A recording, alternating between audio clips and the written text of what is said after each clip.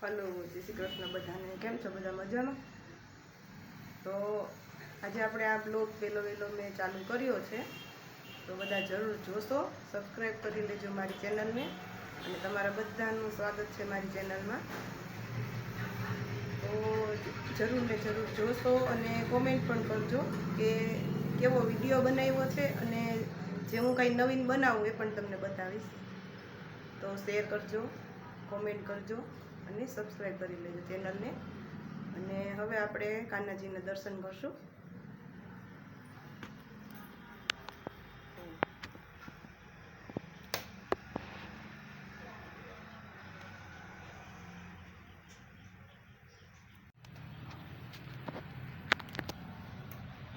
આ છે અમારા કાનાજી.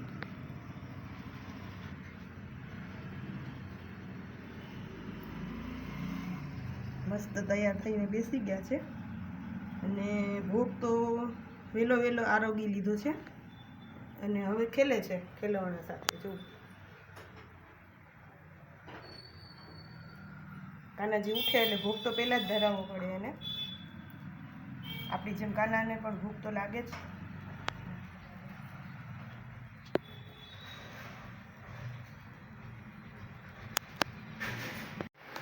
જો આજનું મેનુ છે રોટલી, આમાં છે ખીચડી.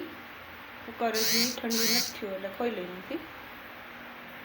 અને રોટલી હજી બને છે, અડધી બની ગઈ છે, અડધી બની છે.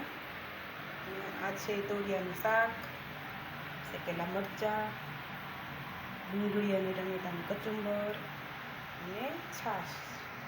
છાશને હવે ફ્રીજમાં મૂકવાની જરૂર નથી, કારણ કે હવે તો ઠંડી ઋતુ જ છે, વરસાદ આવે છે, તો ના મૂકે તો ચાલે. હા, તો આ છે ને મેં બ્લાઉઝ એક બનાવ્યું છે.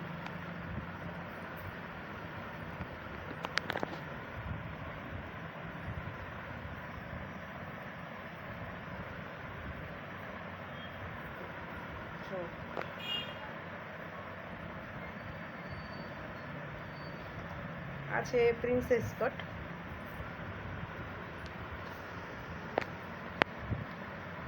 એકદમ સરસ મસ્ત ફિટિંગ આવ્યું છે બ્લાઉઝનું.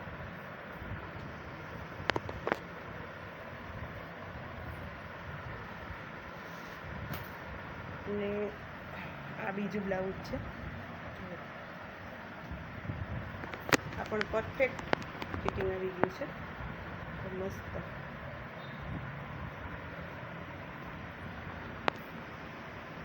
આ પણ પ્રિન્સેસ કટ જ છે.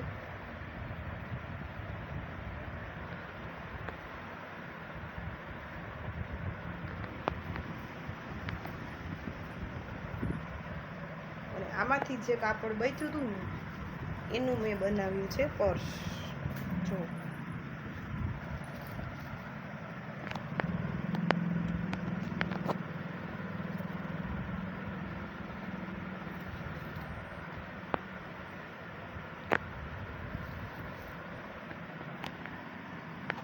મસ્ત પર્સ બન્યું છે.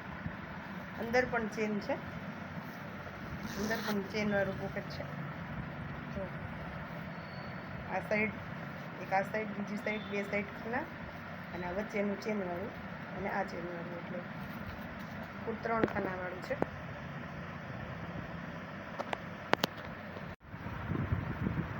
હા, તો ગાઈસ, આજનો વિડીયો આપણે અહીંયા જ એન્ડ કરીએ છીએ. લાઈક કરજો, શેર કરજો, સબસ્ક્રાઈબ કરજો, અને વિડીયો તમને કેવો લાગ્યો તે જરૂર કહેજો. અને તમને જો આ વિડીયો ગમ્યો હોય તો મારી ચેનલને સબસ્ક્રાઈબ કરી લેજો. જય શ્રી કૃષ્ણ બધાને.